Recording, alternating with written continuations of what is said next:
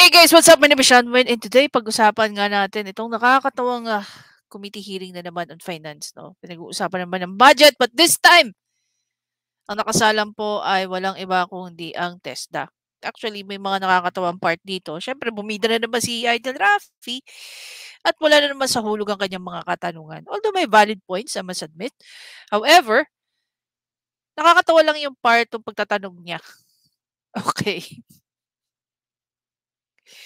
Hindi ko talaga maintindihan kung alam ba ni Rafi Tulfo ang pinaka-function ng DOLE at saka ng TESDA.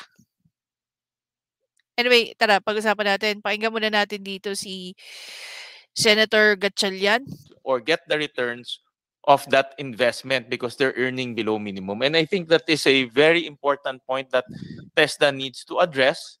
I know it's a big challenge, but we need to address that because 8 out of 10 employment is not, we should not be happy with that. No, 8 out of 10 employed who are above minimum wage, then we will be very happy to see that. No, so thank you, Mr. Chairman, for raising that. Thank you, Chairman Sherwin. We ask the TESDA officials to respond, please. Secretary. Well, good afternoon, Mr. Chairman. Well, you're right, Mr. Chairman, that the status of our Filipino right now. That's why we're pushing some innovation programs like coming out with the TESDA sa barangay for the initial orientations or training to be done for the different barangays. So that if we can download it under the SFPAN or maging part kami ng local school board, magkaroon tayo ng initial kagad for the entire barangay ay magkaroon na po sila ng training.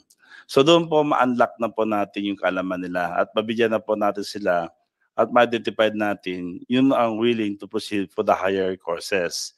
Kasi kung hindi po, nangyayari sa ngayon, sa status po natin, yung focal person identification is delegated to the different accredited schools. Pwede maka-interrupt? Yes, Senator Mukhang Tulfo. hindi niya sinasagot yung tanong po ni Senator Win Gatchalian. Why do you allow your graduates na after landing a job, sila ay nag-receive ng below minimum wage? We have a law na dapat sinusunod, which is the minimum wage, right? So, inaamin nyo na merong mga graduate galing sa inyo na tumatanggap ng below minimum wage. And why do you allow that? Wala bang support na binibigay kayo na sinasabihan niyo po yung mga kumpanya na nagtatanggap ng graduates niyo, hindi dapat kayo nagbibigay ng below minimum wage sa mga graduates namin? Yun yung point ni Opo, yung tama po. Sagot lang, Sec. Okay, Mr. Chairman. Tama po yan. Ang problem kasi natin in the Philippines right now, most of our employee is college graduate. Kaya nangyayari sa TechBog graduate, nagiging second-class citizen kami. If you go for the... No, sir. Whether you're a graduate or non-graduate or training graduate, TESDA graduate, dapat hindi below minimum. Opo, I've been fighting for that for the past 20 years na dapat binibigyan na dapat nasa minimum wage ang lahat ng mga trabahador natin. Mabida na naman. I've been fighting for this for la. Whether graduate ka o hindi, whether TESDA ka, kung saan kang parang lumalabas tuloy si Rafi Tulfo lang ang nakikipaglaban sa minimum wage dito. If we're going back, kailan lang ba sumikat si Rafi Tulfo? 2016. Nung nag-start siya. Okay? Tingnan na natin. Social Blade.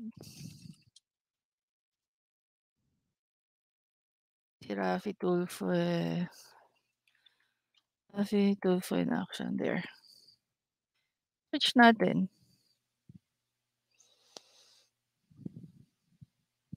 Okay. So guys, doon sa mga gusto at interesado, check nyo yung socialblade.com. So nakalagay dito guys, noong April 2016 lang siya,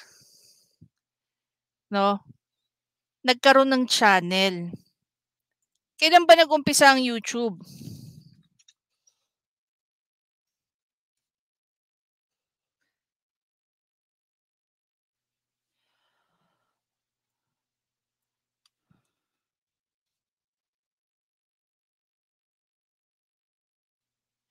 ...2005.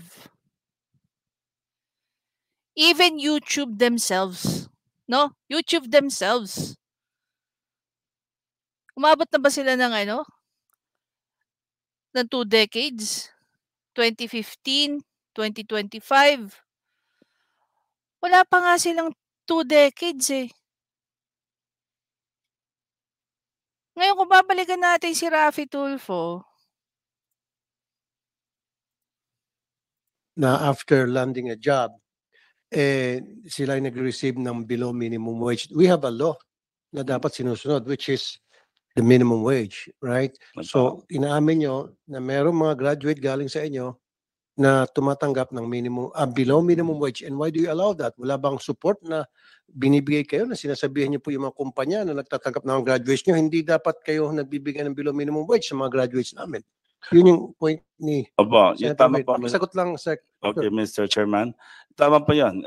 Ang problem kasi natin, Ko rito, regardless kung ano yung estado mo sa buhay, ikaw ay nakapag-aral kahit na hindi ka nakapag-aral, kailangan kung ikaw ay trabahador sa NCR, kung ano yung minimum wage na nakasaad sa batas natin, yun dapat ibigay. yes. Huwag mas bababa. In your case, test na kayo, train nyo yung nag-aral sa inyo for how many months or years, nag-train and all, and then nang pakawalan nyo, nag-land ng job sa tulong ninyo, at below minimum wage ang tinatanggap, pumapayag kayo? Dapat hindi. I think to clarify what the Wait, good wait. gent Kung saan kang university pa graduate, ay sinabi niya, is sorry. binibigyan na dapat nasa minimum wage ang lahat ng mga trabahador natin. of- Whether graduate ka o hindi, whether testa ka, kung saan kang university pa graduate, dapat pare-pareho. Ba't kayo pumapayag na may pinagmamalaki niyo pa kanina sa slides na meron mga below minimum wage graduates kayo? Don't, huwag kayong pumayag, don't allow that. yes, Mr. Chairman. You're right. Kaya po ginagawa namin right now, nagkikipag-forge kami, partners kami with the different enterprises industry so that they can understand that the graduate of the TVET textbook are workforce ready. Kasi yung mindsetting ng mga Pilipino here, yung mga enterprises natin, hindi pa ganun ka-accepted sa kanila yung mga graduate ng textbook. Kasi sa dami na nag-graduate ng colleges, kaya kung makita mo, ang hinahanap nila kagad is college graduate, even sales lady. Kaya nga mismatch, yan ang sinasabi ng President, madaming mismatch. Sir, hindi niyo ako nagigets eh. Ma- Ang sinasabi ko rito, regardless kung ano yung estado mo sa buhay, ikaw ay nakapag-aral kahit na hindi ka nakapag-aral, kailangan kung ikaw ay trabahador sa NCR, kung ano yung minimum wage na nakasaad sa batas natin, yun dapat ibigay. Yes. Huwag mas bababa. In your case, test na kayo, train nyo yung nag-aral sa inyo for how many months or years, nag-train and all, and then nang pakawalan nyo, nag-land ng job sa tulong ninyo, at below minimum wage ang tinatanggap, pumapayag kayo? Dapat hindi. I think to clarify what the Anyway, hindi ko na makita ano eh. So, going back doon sa sinabi niya na pinaglalaban niya daw to for quite some time now. Okay? Going back again, Raffy Tulfo in Action started 2016. This is from 2016 to this year, it's only what? 7 years. Okay? Mismong Facebook 2005 pa, no? 2005 lang. So gano'n na katagal ngayon ang wala pang ang wala pang ang 18 years lang ang Facebook. So saan niya pinaglalaban 'yan? Nakilala lang naman si Raffy Tulfo kundi dahil sa Raffy Tulfo in Action, hindi ba? Siya mismo rin nagsabi, he was a struggling broadcaster. Kaya among sa magkakapatid, nabanggit niya yan sa mga interviews niya, among sa magkakapatid siya ang pinakamahirap. Yan ang sinasabi niya. Okay? Imagine mo monthly earning ni Raffy Tulfo. Estimated earning ni Raffy Tulfo monthly, 34 to 500. 594.6 thousand. Diba? Yearly earning 6.6 million.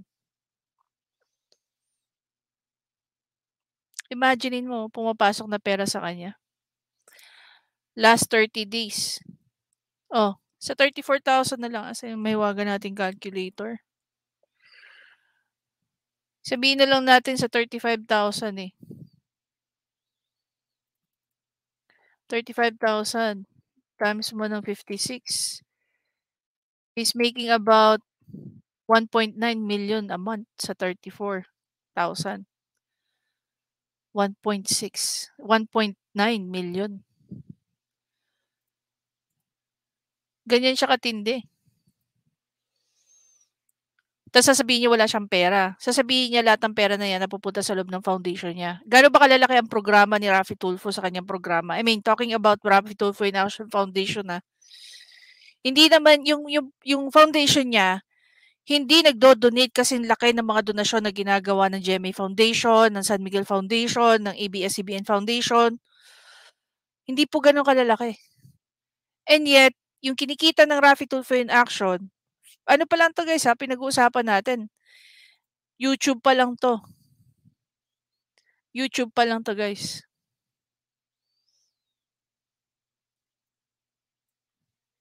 Halimbawa na lang 500 o sabihin na lang natin guys na sa 200,000 a month. Balik tayo. 200,000 times mo ng 56. 11.2 million a month ang potential na kinikita ng Raffy Tulfo in Action. Saan lahat na pupunta yan? Diba? YouTube pa lang yan. Wala pa yung Facebook dyan. And yet, hindi naman ganun kalaki yung donation na binibigay niya at ginagawa niya. Normally, ang NGO guys is non-profit. Dapat hindi mo pinagkakaperahan. Normally, ang ginagawa ng mga yan, no? Meron mga nagdo-donate sa kanila. Kaya sila nakakapag-fund.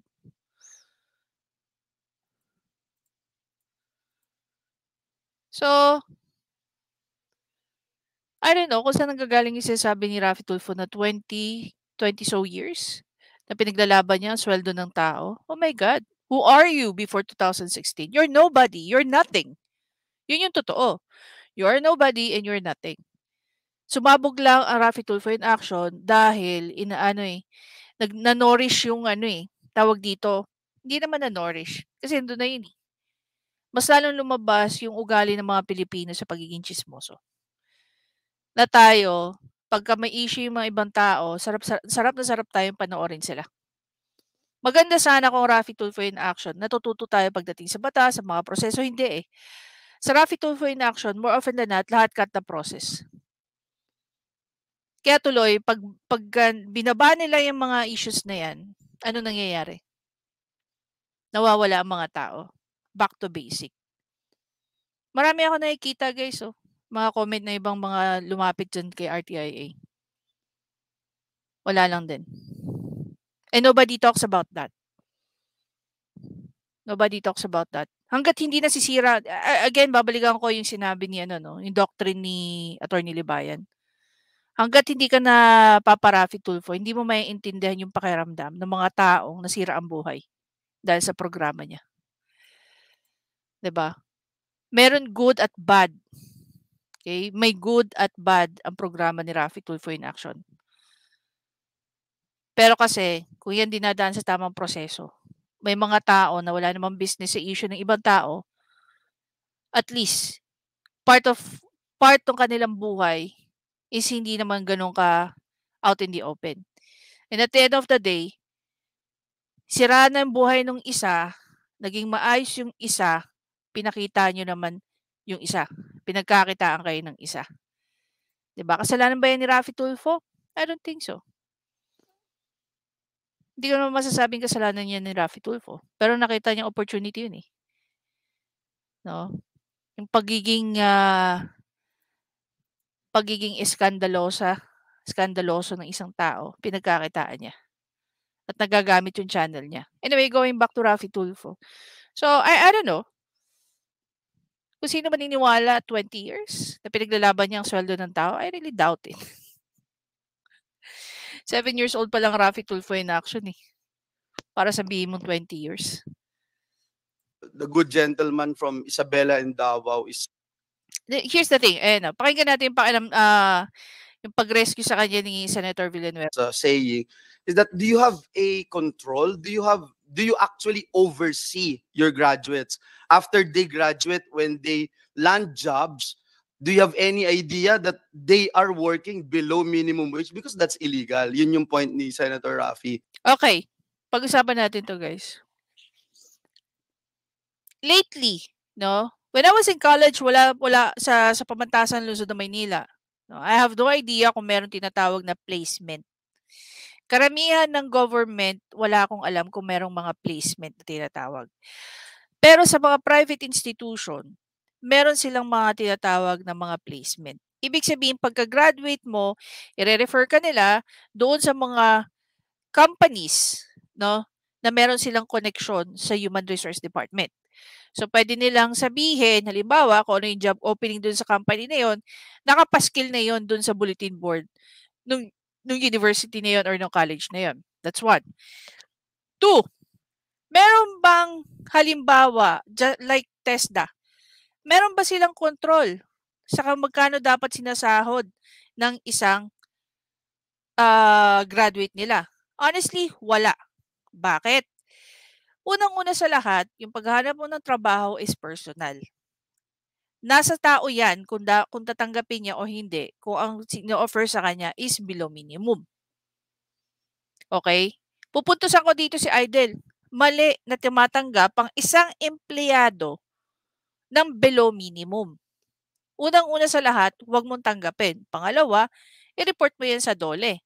Pero paano ka magre-report sa DOLE kung wala kang employer-employee relationship? Kung hindi ka empleyado ng isang company.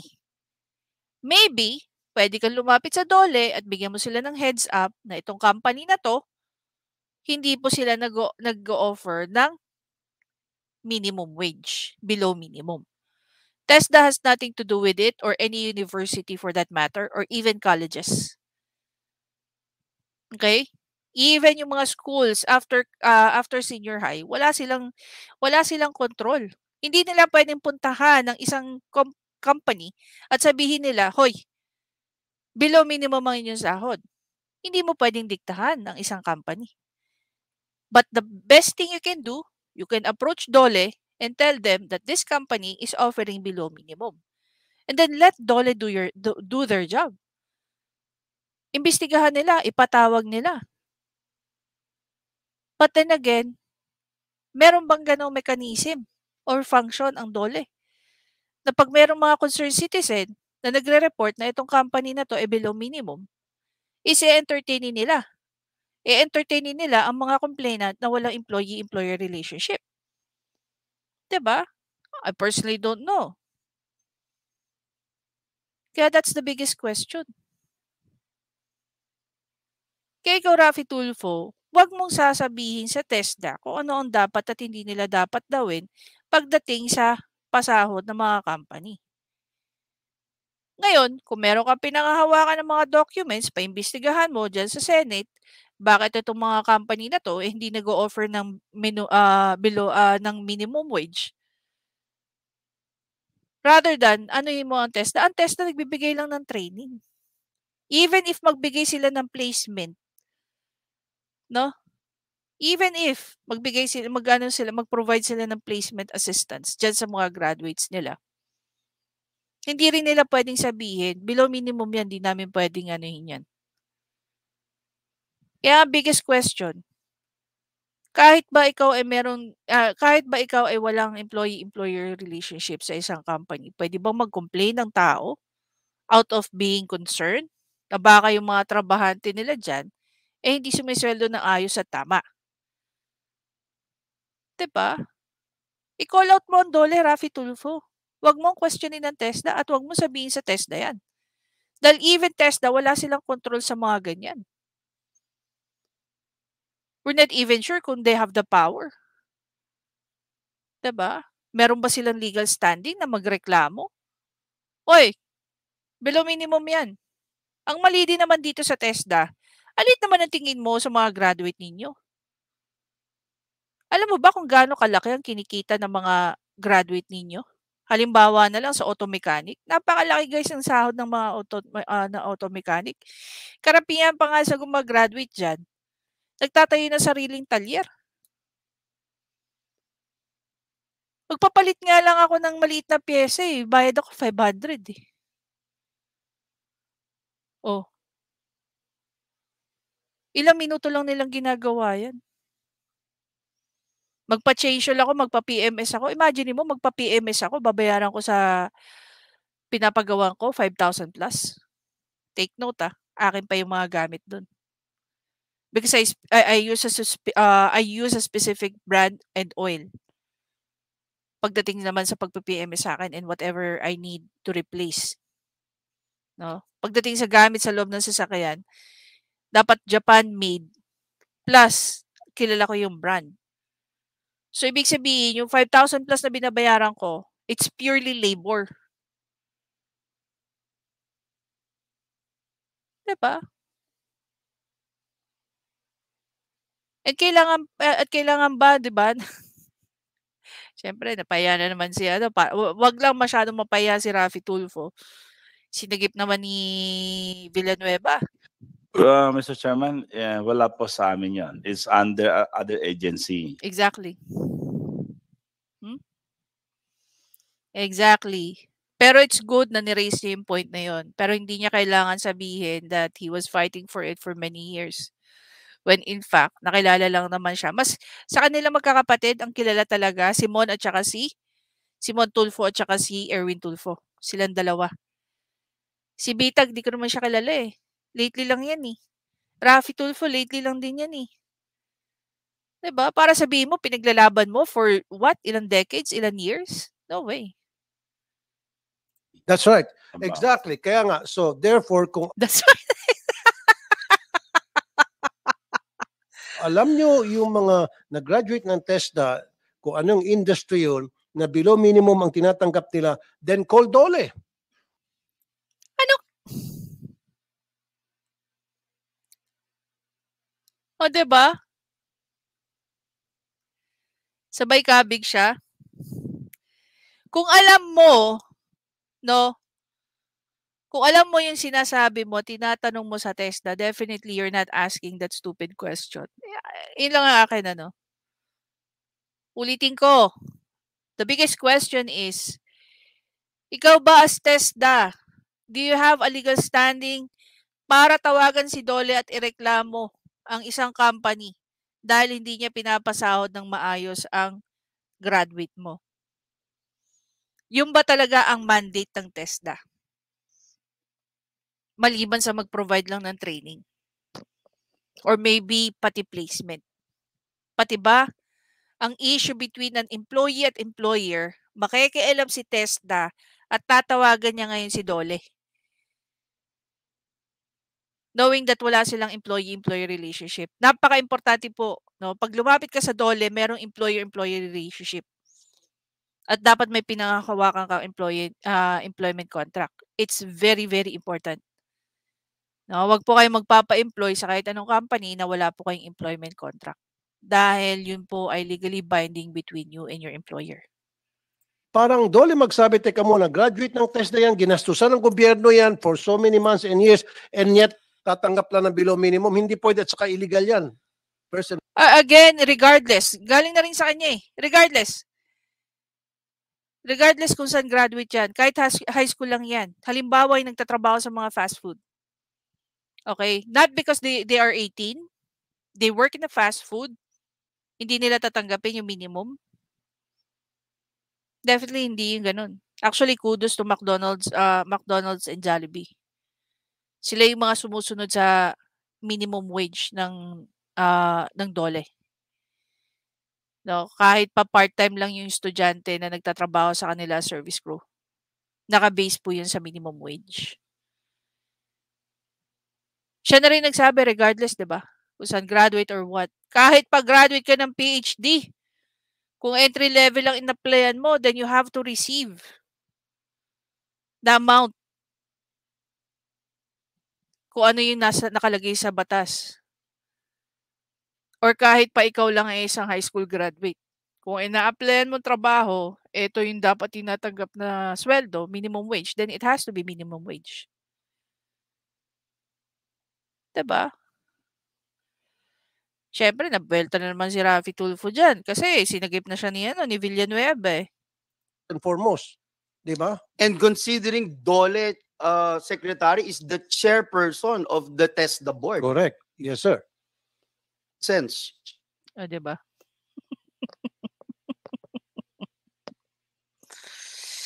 Sila na lang nagsasagipan at saka nagbobolahan eh. Pero pagdating kay Coco Pimentel eh, talagang namamahiya siya eh. Hindi dapat po kayo pumapayag.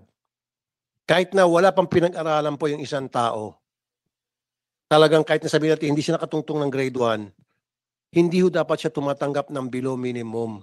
Kasi yun po yung nasa batas natin. Lalo pat kung siya ay nakapag-aral sa TESDA, suportado ng ating gobyerno, binadyetan ng ating gobyerno for months or even years. I think that's beside the point, no? That's beside the point na graduate siya ng TESDA. The default is dapat naka-minimum ang kahit sino mag-a-apply ng trabaho. Iniiba na naman niya eh. Dapat regardless, 'di ba? Sabi nga niya kahit 'di ba? Nakatungtong lang ng grade 1 basta dapat below minimum. Tapos below minimum wage lang siya? Heck no! Dapat mag-urmentado kayo sa galit. Totoo yan, I'm serious. Ito no? Mahilig mag-ano ng tawag dito? Mahilig mag-campaign ng hate. 'Di ba? Remember yun sa CHR? 'Di ba daw pulbusin ng mga pulis yung suspect? Knowing that they're talking to CHR. Pabayaan na lang. Tapos ngayon, Yes. tama ba Di ba? to? Huwag niyo pong pabayaan. Yes, Mr. Chairman. The I fact na agree. pinapabayaan nyo, monitor nyo pala na meron palang tumatanggap dyan ng below minimum wage na graduate ninyo, parang kinukonsinti nyo po pala. Tingnan mo. Di ba? Kung graduate nga ng TESDA, kaya pala, Nakakaloka. Kinukonsinti pa. Para tuloy si Zubiri, no? Balikan natin si Zubiri. Si Zubiri, kinukonsinti din to si Idol Rafi. Na magsalita ng mga ganyan, mag-campaign ng mga hate, no? At sabihin, okay lang na pulbusin yung mga suspect ng mga pulis. Tama ba yon? Kinukonsinti ni Zubiri yung mga ganitong pag-uugali at pag-uutak ng mga senador. Galit siya sa below minimum, pero siya below intellectual capacity. Oh my God. nahirapan ako makipaglaban na dapat wala ng minimum wage earner sa Pilipinas. Eh siguro sinasabi nila, kung yung test na nga pumapayag, sino ka ba? Wow.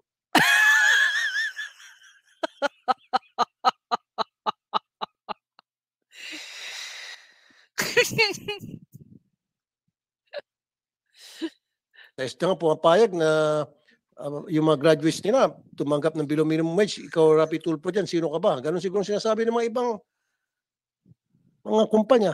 Please, sir, pakimonitor niya po. Ngayon, hanapin niyo po yung mga workers na nag-graduate from you, workers ngayon kung saan industry, na below minimum wage. Call the attention of Dole and para Dole would call the Okay, babalik natin yung sinabi ni VP Sara sa kanya, no? Di ba senador ka? Di ba? Gusto mo gumawa ka ng batas na paparusahan, no? Legal, criminally or civil or administratibo. Ang mga companies na nagbibigay o nagpapasweldo ng below minimum. Okay? Kung hindi mo pa nababasa ang labor code. Just in case na hindi mo pa nakikita that those people are being penalized too. Diba? Gawa ka batas. Senador ka eh. Anyway guys, isa na naman nakakatawang gabi with Raffy Tulfo, definitely, no? Comedy na naman. Utusan mo ba naman ng TESDA, 'di ba? I-monitor mo 'yan. Ireklamo mo sa DOLE, lelelelelele. Mismo nga empleyado 'no, na tumatanggap ng minimum wage hindi nga nagrereklamo sa DOLE. 'Yun ang sabihan mo. Sabihin mo dun sa tao na tumatanggap ng minimum wage na merong employee-employer relationship na mag-file ng complaint sa DOLE. We've been reading a lot of cases about labor codes na, labor law. And one of the most common dyan is laging isa. Well, it's not necessarily isa, but most of the time, lagi dapat merong employee-employee relationship. If you are or if you will be complaining about salary, benefits, and all the shebang. Anyway, dun sa mga nanonood na nasa HR, lalong-lalo na po sa may hawak ng grievances, no? Sa mga benefits, compensation and benefits. First job ko po kasi is HR. Umabot lang ako sa point na nabore ako because naging routinary yung trabaho. But I enjoy working with people. I enjoy my working within the Department of Human Resources. Yun lang talaga, I have really issues with routinary jobs. Hindi na siya nagiging challenge. Nakakabisado mo na yung galaw, kahit natutulog ka, alam mo na yung gagawin. Mga ganun. Anyway, so yun. 'Di ba? Doon po sa mga human resource natin na may knowledge po about sa labor law. You can correct me on that. Is it really necessary na merong employee-employer relationship even before ka mag-raise ng concern mo sa DOLE? Lalo-lalo na when it concerns compensation and benefits. Diba? Anyway guys, again, maraming salamat sa panonood. Please don't forget to subscribe, like, and comment. By the way guys, I just want to plug this, very quick lang to. Hanapin ko si Attorney Libayan. Magkakaroon po ng debate between Attorney Libayan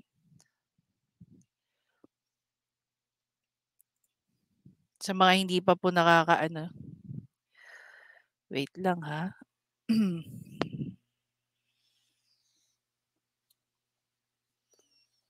I believe that we're gonna be on the 17th. Nakita ko, nadaanan ko. Tapos nakita ko rin kay Teacher Mark kanina. 5 p.m. Ay, alam ko, shinare ko yun eh. Wait lang ah. Shinare ko yun sa aking page.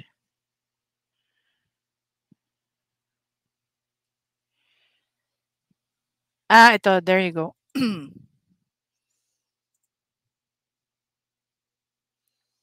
Plug lang natin. Kasi I'm very sure masaya to eh. Ayan. So, that will gonna be on batas natin. Age of sexual consent. Is it 18 or 16? So, debate of Attorney Libayan, Fiscal Erwin. So, pakikinggan natin to. September 17. That will gonna be on Sunday at 5 p.m. So, venue RMN. Hindi ko alam yun. Moderator, Attorney Claire Castros. Masaya to. Tagisan talaga to ng talino. Proposition, be it resolved that the age of sexual consent is 18. So, Speaker, affirmative. Si Attorney Libayan. Fiscal EJ will gonna be the negative. So, the debate flow. Okay, the moderator or host will provide a brief backgrounder on the topic. Yun, sa opening speech, blah, blah, blah. So, it will gonna be a fun day for us. No? Ayan.